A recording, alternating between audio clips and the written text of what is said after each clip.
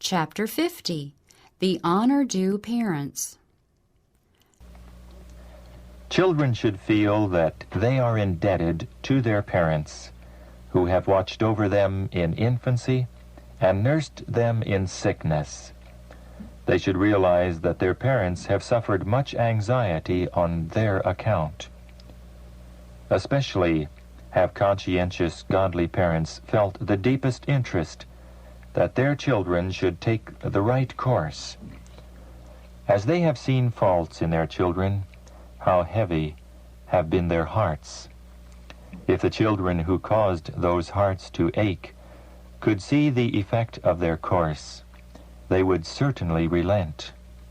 If they could see the mother's tears and hear her prayers to God in their behalf, if they could listen to her suppressed and broken sighs, their hearts would feel, and they would speedily confess their wrongs and ask to be forgiven. Children, when they become of age, will prize the parent who labored faithfully and would not permit them to cherish wrong feelings or indulge in evil habits. Honor thy father and thy mother, that thy days may be long upon the land which the Lord thy God giveth thee. This is the first commandment with promise. It is binding upon childhood and youth, upon the middle-aged and the aged. There is no period in life when children are excused from honoring their parents. This solemn obligation is binding upon every son and daughter, and is one of the conditions to their prolonging their lives upon the land which the Lord will give the faithful. This is not a subject unworthy of notice, but a matter of vital importance. The promise is upon condition of obedience. If you obey, you shall live long in the land which the Lord your God gives you. If you disobey, you shall not prolong your life in that land. Parents are entitled to a degree of love and respect which is due to no other person. God himself, who has placed upon them a responsibility for the souls committed to their charge, has ordained that during the earlier years of life, parents shall stand in the place of God to their children. And he who rejects the rightful authority of his parents is rejecting the authority of God.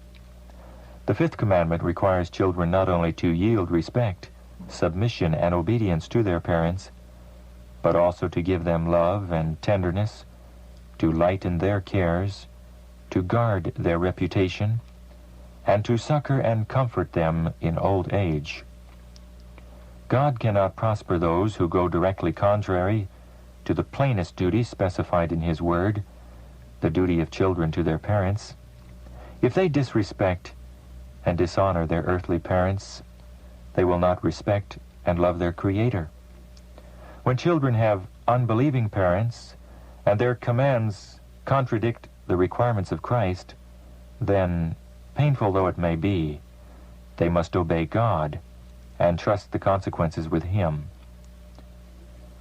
In these last days, children are so noted for their disobedience and disrespect that God has especially noticed it, and it constitutes a sign that the end is near. It shows that Satan has almost complete control of the minds of the young. By many, age is no more respected.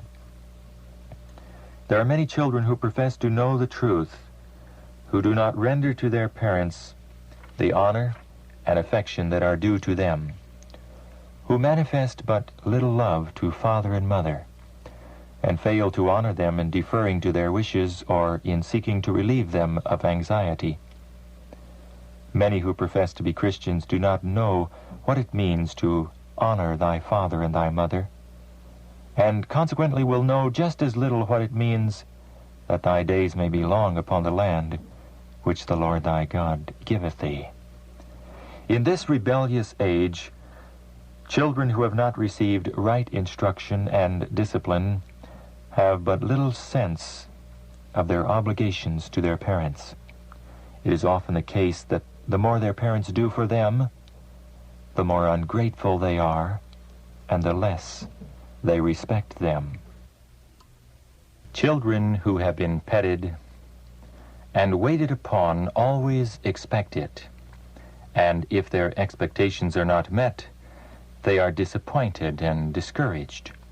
This same disposition will be seen through their whole lives. They will be helpless, leaning upon others for aid, expecting others to favor them and yield to them.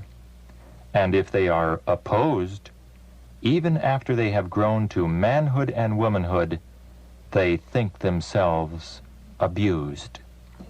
And thus they worry their way through the world, hardly able to bear their own weight, often murmuring and fretting because everything does not suit them.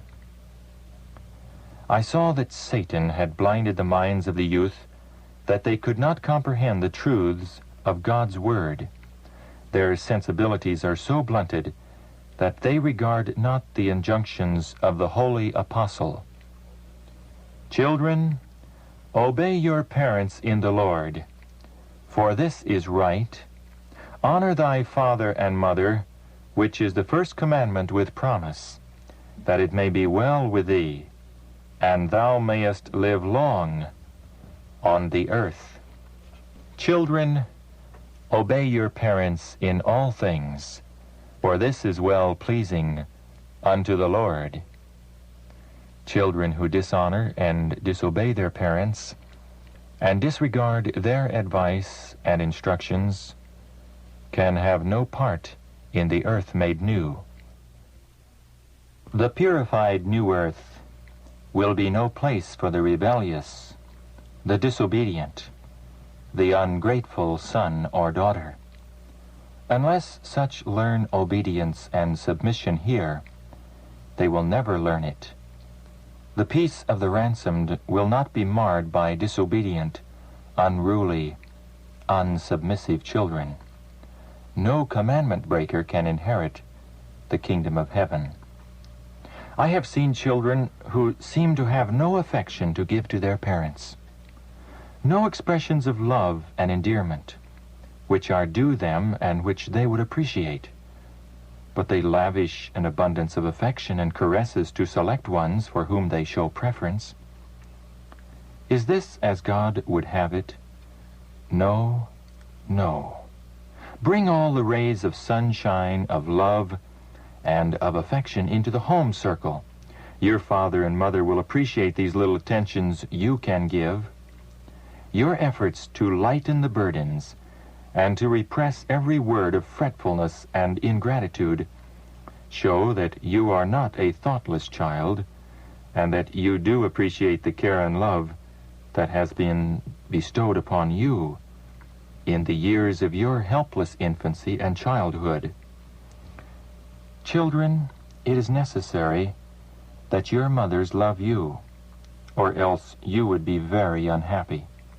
And is it not also right that children love their parents, and show this love by pleasant looks, pleasant words, and cheerful, hearty cooperation, helping the father out of doors and the mother indoors? If you are truly converted, if you are children of Jesus, you will honor your parents. You will not only do what they tell you, but will watch for opportunities to help them. In doing this, you are working for Jesus.